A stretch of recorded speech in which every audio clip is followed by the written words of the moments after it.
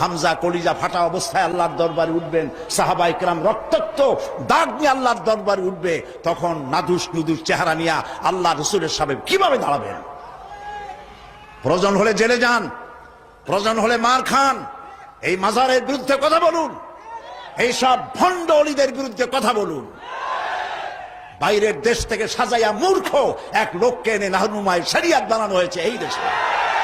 লেখা জানে না, পড়া জানে না, ইলম নাই, কালাম নাই, তার নিজের দেশের কেউ তাকে চেনে না।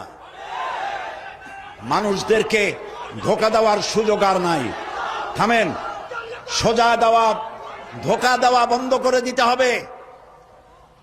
আজ পীর পূজা মাজার পূজায় গোটা দেশ শিরকের মধ্যে মুবতালা হয়ে যাচ্ছে। কথা বলতে হবে, জীবনকে বাজি রাখুন, কথা বলুন। আল্লাহর ওলিরা আসছিলেন, যে জিনিস যত ভালো তার নকল বেরোয় তত তাড়াতাড়ি। পীর মুরিদি খারাপ জিনিস ছিল না। হযরত খাজা মঈনুদ্দিন চিশতি রহমতুল্লাহ আলাইহ একদিকে পীর মুরিদি করেছেন, আর একদিকে পৃথিরাজের বিরুদ্ধে তিনি লড়াই করেছেন, এবং সেই যুদ্ধ করে গোয়ালিয়ার, পান্ডুয়া এবং আজমিরে মুসলিম রাজত্বের সূত্রপাত করেছেন, যা মোহাম্মদ ঘুরির মতো বাদশার পক্ষে সম্ভব হয় নাই। মুজাদ্দাদিয়া তরিকার পীর হযরত মুজাদ্দিদ আল ফিসানি রহমতুল্লাহ আলাইহে সম্রাট আকবর এবং জাহাঙ্গীরের বিরুদ্ধে লড়াই করে তিনি কারাবরণ করেছেন। শাহজালাল রহমতুল্লাহ আলাইহ গৌর গোবিন্দের বিরুদ্ধে লড়াই করেছেন। হযরতে খান জাহান আলী রহমতুল্লাহ আলাইহে লড়াই করেছেন। এখনো ফিলখানা আছে বাগেরহাটে, বলা হয় পিলখানা, আসলে নাম হলো ফিলখানা। হাতির যুদ্ধ হয়েছিল সেখানে। তারা শুধু হাত পাটা এরকম নেন নাই, এরকম করে মানুষকে দিয়েছেন।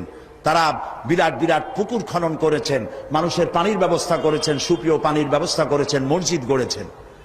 যারা আজকে বিভিন্ন জায়গায় ওরসের দাবি করেন, হিন্দু মুসলমান পাইকারি দরে গিয়ে গাঁজা খায়, মদ খায় এবং মাজারে গিয়ে সেজদা দেয়, নাউজুবিল্লাহ নাউজুবিল্লাহ। মাজারে কি চান? মুসলমানদের সাথে মাজারের কিসের সম্পর্ক?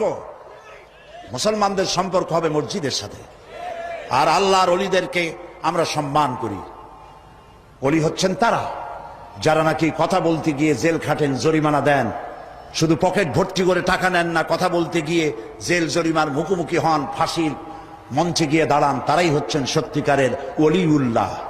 আর যারা পয়সা কড়ি কামাই করেন, হক কথা বলেন না, হক কথা গোপন রাখেন, শুধু কদম বুসিয়ার মানুষের টাকা নিয়ে তৃপ্ত হন, তারা ওলিউল্লাহ নয়, আদুবুল্লাহ। গোটা জাতিকে কথা আজ বলতে হবে। আমাকে লোকেরা বলে, মাঝে মধ্যে বলে যে উনি পীরের বিরুদ্ধে কথা বলে। না, আমি ওই সব ব্যবসায়ী পীরের বিরুদ্ধে কথা বলি যারা মানুষের ইমানকে হরণ করে। আমি ফুরফুরা সরসিনার বিরুদ্ধে কখনো কথা বলিনি, যেহেতু তারা শিরক এবং বেদাতের বিরুদ্ধে। এই পীর সাহেব আমার পাশে বসে আছেন, ওনার দাদা, ওনার বাবা আমার বাপ চাচার পীর। আমার চাচা ফুরফুরার হযরত মুজাদ্দিদে জামান হযরত আবু বকর সিদ্দিকী রহমতুল্লাহ আলাইহির খলিফা ছিলেন। আমার আব্বা এবং আমার চাচার বহুত মুরিদ আছে আমাদের এলাকায়। উনি নিজে পত্রিকায় দিয়েছেন আমার নামে কেবলা ব্যবহার করা যাবে না। কেবলা তো একটাই, সেটা কাবা শরীফ। আল্লাহ, কোন পীরের শিখানো আল্লাহু আল্লাহু জিকির করার চাইতে রাসূলুল্লাহর শিখানো সুবহানাল্লাহ, আলহামদুলিল্লাহ, আল্লাহু আকবার, এই জিকির বেশি করে করা উচিত। সুতরাং আমি পীর বিরোধী নই। যারা হক্কানি আমি তাদের পক্ষে, আর যারা ব্যবসা করেন আমি তাদের বিপক্ষে। সুতরাং আপনাদেরকে শিরক এবং বেদাতের বিরুদ্ধে কথা বলতে হবে। গেরা শরীফ এটা কি? ইয়া আব্দুল কাদের জিলানী সাইয়্যান লিল্লাহ, নাউযুবিল্লাহি মিন যালিক, এই সমস্ত পড়া হচ্ছে। হযরত আব্দুল কাদের জিলানী রাহমাতুল্লাহ আলাইহির নামে দরুদ বানানো হয়েছে। এই মঞ্চে আমি বলেছিলাম, আজকে যদি বড় পীর সাহেব কুতুবে রব্বানী মাহবুবে সুবহানী শেখ মহিউদ্দিন আব্দুল কাদের জিলানী রাহমাতুল্লাহ আলাইহি বেঁচে থাকতেন, এই গেরা শরীফ যারা করে জুতা দিয়া মুখের উপরে তিনি পিটাতেন। সুতরাং বেদাতকে ছেড়ে দিতে হবে, বেদাতের বিরুদ্ধে বজ্রকণ্ঠ হয়ে জীবন দিয়ে কথা বলতে হবে। তাওহীদের পক্ষে কথা বলুন, শিরকের বিরুদ্ধে আর বেদাতের বিরুদ্ধে কথা বলুন। সেই সাথে আমি 5টি কথা বলতে চাই যা আপনারা করবেন। আপনারা জানেন, জানা কথাগুলি স্মরণ করিয়ে দিই।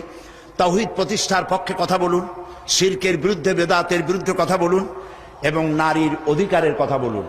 কারণ আজকে বলা হয় ইসলাম নারীকে পর্দার মধ্যে ঢুকাইয়া তাদেরকে অধিকার থেকে বঞ্চিত করেছে। না, পৃথিবীতে ইসলাম নারীকে যে অধিকার দিয়েছে, এই অধিকার পৃথিবীতে কেউ দিতে পারে নাই। পাশ্চাত্য নারীকে পুরুষ বানাইয়া নারীর অধিকার দিয়েছে, আর ইসলাম নারীকে নারীর মর্যাদায় রেখে পুরুষের সমান অধিকার দিয়েছে।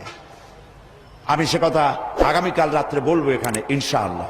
সুতরাং নারীর অধিকারের কথা বলুন, অমুসলিম নাগরিকদের অধিকারের কথা বলুন। ইসলাম যে অমুসলিম নাগরিকদের ব্যাপারে কথা বলেছে, সাম্প্রদায়িক সম্প্রীতির কথা বলেছে, সে কথাগুলিও আপনারা বলুন। এবং নিজের জ্ঞানকে, এইসব কথা বলার জন্য নিজের জ্ঞানকে শানিত করতে হবে, নিজের জ্ঞানকে সমৃদ্ধ করতে হবে। কিতাবুত তাওহীদ পড়ুন, আকীদাতুত তাহাবিয়া পড়ুন। নিজে আকীদা কেমন হওয়া উচিত রাসূলের প্রতি, সাহাবায়ে কিরামদের প্রতি এবং আল্লাহর ওয়াহদানিয়তের প্রতি, তার জাতের প্রতি আকীদা কেমন হওয়া উচিত, এসব কিতাবপত্র, হাদিস, কোরআন বেশি করে পড়ে মানুষের কাছে এই কথাগুলি আমরা যত বেশি বলতে পারবো ততই আমাদের জন্য কল্যাণ হবে।